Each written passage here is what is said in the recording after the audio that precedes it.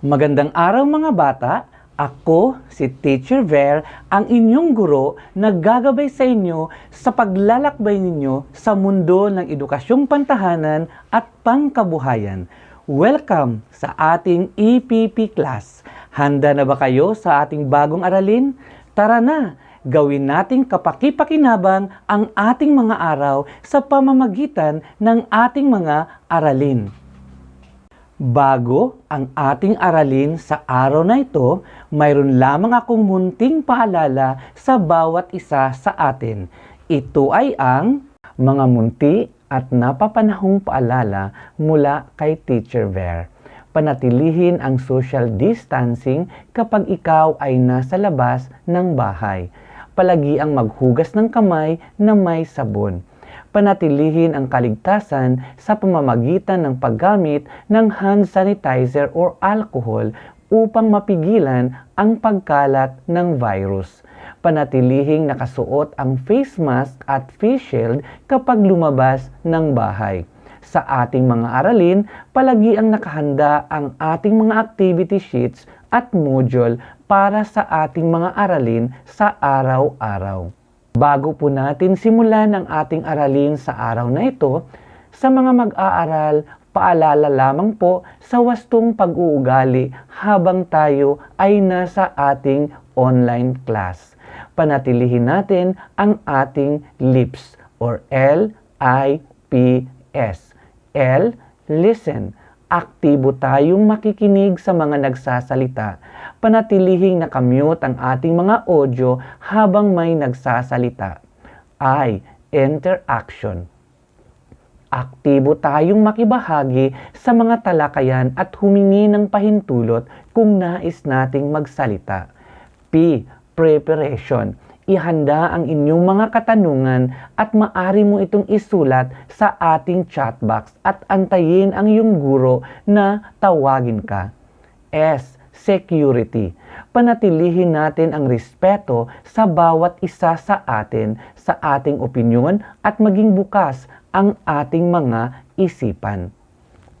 Ang talakayin natin sa araw na ito ay tungkol sa iba't ibang negosyo na maaari nating matagpuan sa ating pamayanan. Sa araw na ito, pagkatapos ng ating aralin, inaasahan ng bawat isa ay natutukoy ang iba't ibang uri ng negosyo. Nakikilala ang negosyong nagbibigay ng mga produkto at serbisyo. At nasasabi ang mga negosyong maaring itayo sa isang pamayanan. Para po simulan ng ating aralin, kilalanin muna natin ang iba't ibang mga negosyo sa ating pamayanan. Handa na ba kayo mga bata? Tama, magaling. Samahan niyo akong ilibutin ang ating pamayanan upang makita natin ang iba't ibang negosyo na maaaring mapakinabangan natin. Unang larawan. Nakikita niyo ba ang nasa larawan mga bata?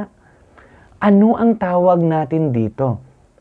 Tama, mahusay ang inyong kasagutan. Ito ang tinatawag nating barbershop o beauty parlor.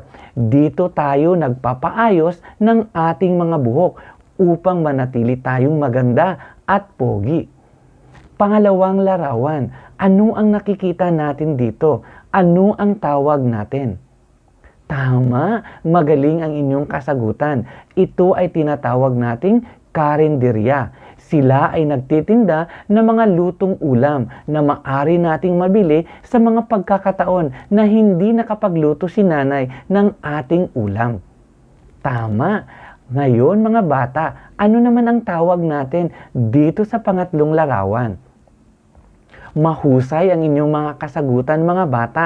Tinatawag natin itong vulcanizing shop.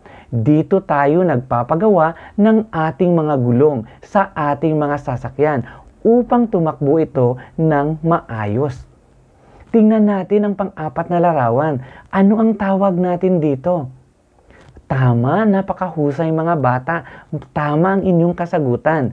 Tinatawag natin itong show repair shop. Dito tayo nagpapagawa ng mga sirang sapatos o mga nasisirang sandalyas natin upang magamit pa natin itong muli. Mahusay mga bata ang inyong kasagutan. Alam ko na alam niyo na ang bawat negosyo na matatagpuan natin sa ating pamayanan. Para po sa pagpapatuloy ng ating aralin sa araw na ito, basahin muna natin ang tula na nasa screen. Ito ay pinamagatang Tindahan ni Inay. Basahin po natin mga bata. Tindahan ni Inay. Sa aming pamayanan, ang tingi ang tindahan, may sariwang isda, may gulay na masustansya, prutas na makulay, dagdagan pa ng pansahog. Tindahan ng aking inay, laging bago. Nagustuhan nyo ba ang ating tula mga bata? Magaling! Ito ay napapanahon at nakikita natin sa ating pamayanan. Tingnan natin kung ano ang nalalaman natin o natutunan natin sa ating binasa na tula. Ano ang mga nabanggit na tinda ng nanay? Tama, magaling mga bata. Ang tinda ng kanyang inay ay sariwang isda, prutas, gulay at meron pang pansahog pa. Sa tingin niyo mga bata, bakit kaya ito ang itinitinda ng kanyang inay? Mahusay mga bata. Tama ang inyong kasagutan. Siguro dahil sa mga panindang ito ang mga bagay na kailangan ng mga tao sa kanilang lugar, sa kanilang pang-araw-araw na pamumuhay. Magaling, tama ang inyong kasagutan. Paano kaya ito itinitinda ng kanyang inay?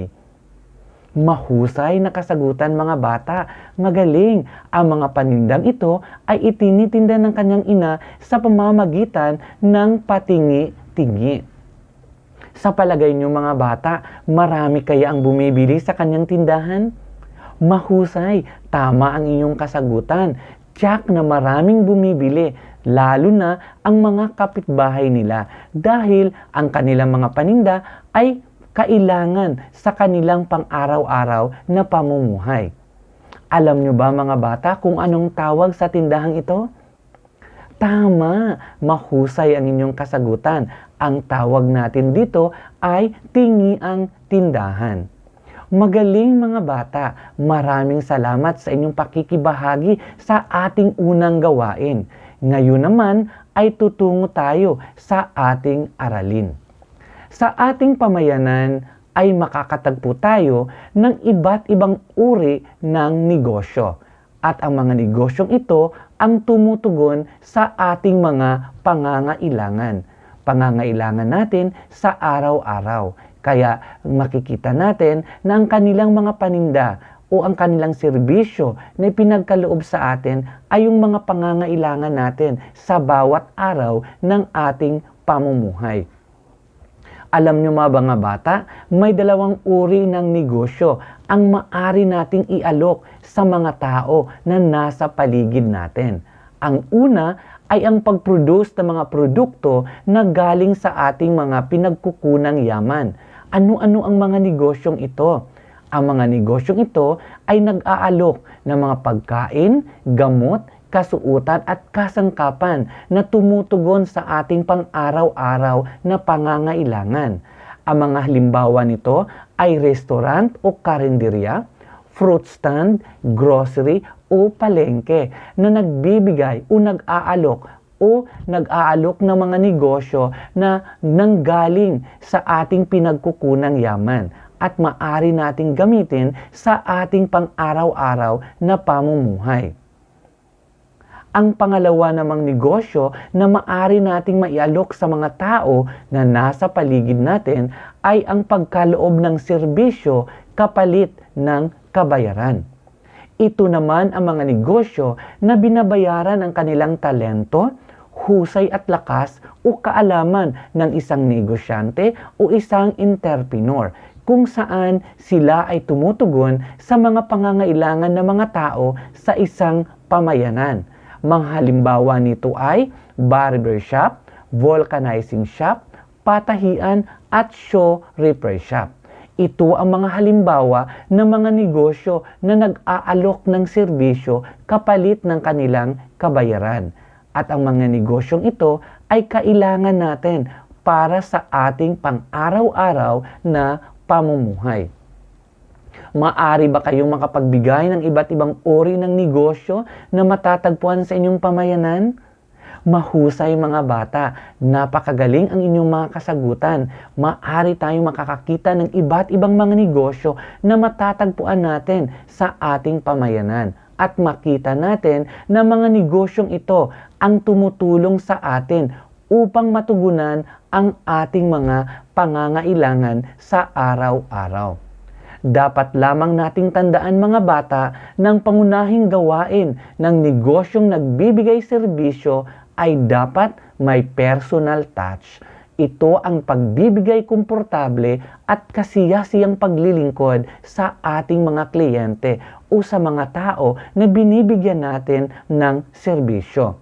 Mga halimbawa sa pamayanan o ilan sa mga halimbawa sa ating pamayanan na makikita natin ay ang mga negosyo na nag-aalok ng pagkain, paggawaan ng sirang gamit, labada, laundry shop, school bus o school bus service at iba pa. Ilan lamang ito sa mga negosyo na maari nating matagpuan sa ating pamayanan at maari nating itayo sa ating pamayanan dahil ito ay tumutulong na tumugon sa ating mga pangangailangan. Ngayon mga bata, naunawaan na ba ninyo ang mga uri ng negosyo na matatagpuan sa ating pamayanan? Magaling mga bata, binabati ko kayo sa inyong husay at galing na ipinakita sa ating aralin. Muli, ito si Teacher Ver ang nagsasabi na ang mga negosyo na matatagpuan natin sa ating pamayanan ay nakakatulong sa atin sa ating pang-araw-araw na pangangailangan. Kaya sa lahat ng pagkakataon, dapat ay happy lang!